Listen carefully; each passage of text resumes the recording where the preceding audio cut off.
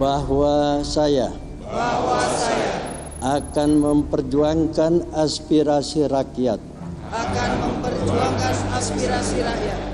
dan daerah yang saya wakili untuk mewujudkan tujuan nasional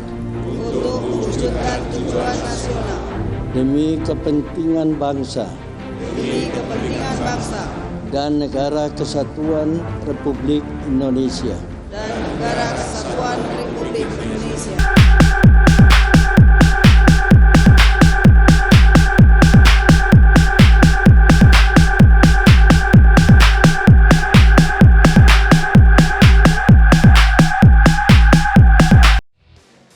Halo, selamat sore pemirsa. Jumpa kembali dalam program Metro Highlight, program yang menyoroti berita paling menarik dalam mingguan.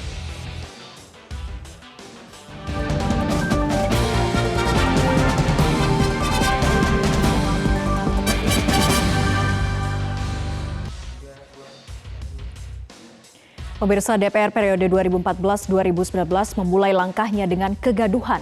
5 tahun kemudian gelombang unjuk rasa mewarnai akhir masa jabatan. Dalam perjalanannya muncul pula drama perebutan kekuasaan, permintaan kenaikan tunjangan, hingga sejumlah kasus rasuah.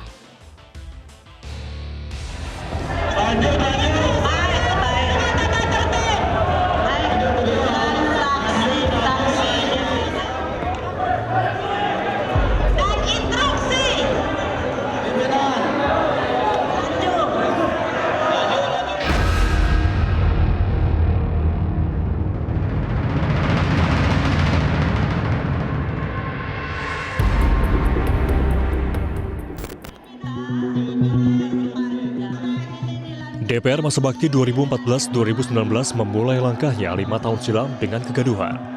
Hujan interupsi berlangsung tanpa henti. Sejumlah anggota dewan yang beberapa jam sebelumnya dilantik dan diambil sumpah berkerumun di depan meja pimpinan karena naik darah. Popong Oce Junjunan yang menjadi pimpinan sidang sementara sampai kewalahan. Sekarang itu hanya diperpanjang atau tidak. Tadi sudah lebih banyak diperpanjang. Paripurna perdana itu mengagendakan pemilihan pimpinan dewan. Dampak polarisasi Pilpres 2014 yang terbawa ke parlemen membuat partai pemenang pemilu PDI Perjuangan gigit jari. Selain tersingkir dari jatah pimpinan, kubu pendukung Presiden Joko Widodo juga tak mendapat kursi pimpinan komisi serta alat kelengkapan dewan. Karena kesal, pada 31 Oktober 2014, Koalisi Indonesia Hebat sempat membentuk pimpinan DPR tandingan. Masuk ke tahun 2015, muncul wacana renovasi kompleks parlemen. Terdapat 7 proyek yang direncanakan seperti museum dan perpustakaan, alun-alun demokrasi, dan sebagainya. Namun Presiden Joko Widodo menolak meresmikan proyek ini. Tak berapa lama, muncul juga wacana dana aspirasi, yaitu memberikan setiap anggota DPR 20 miliar rupiah untuk membangun daerah pemilihannya. Total kebutuhan dana aspirasi mencapai 11,2 triliun rupiah. Kembali, pemerintah menolak permintaan ini. Ada pula permintaan kenaikan tunjangan yang meliputi tunjangan kehormatan, komunikasi intensif, peningkatan fungsi pengawasan dan anggaran, hingga tagihan listrik dan telepon. Pemerintah akhirnya mengabulkan permintaan kenaikan tunjangan dengan besaran yang lebih kecil.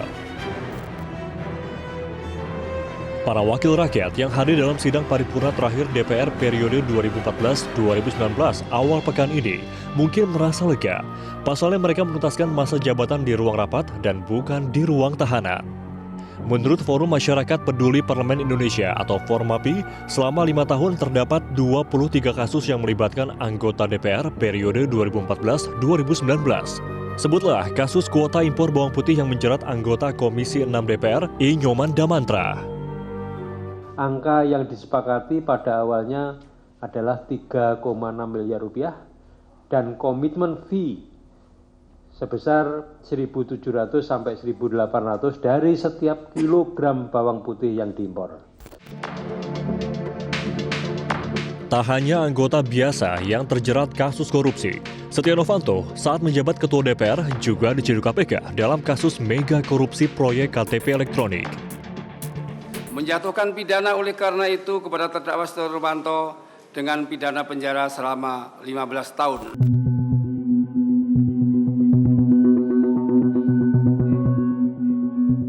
Pada 15 Juli 2019, Pengadilan Tipikor Semarang memberi vonis 6 tahun penjara kepada Taufik Kurniawan yang berstatus sebagai Wakil Ketua DPR nonaktif. Taufik terjerat kasus suap pengurusan dana alokasi khusus Kabupaten Kebumen dan Purbalingga tahun 2016 dan 2017. Menjatuhkan pidana pada terdakwa Taufik Kurniawan tersebut dengan pidana penjara selama 6 tahun dan denda sebesar Rp200 juta. Tetaplah bersama kami di Metro Highlight. Usai jeda kami akan kembali dengan informasi. Berbicara soal kinerja DPR, sorotan selalu mengarah pada rendahnya kuantitas produk legislasi. Sebagai catatan saja, DPR periode 2014-2019 menghasilkan 91 produk legislasi. Turun dibandingkan DPR periode sebelumnya yang mampu mengesahkan 125 undang-undang.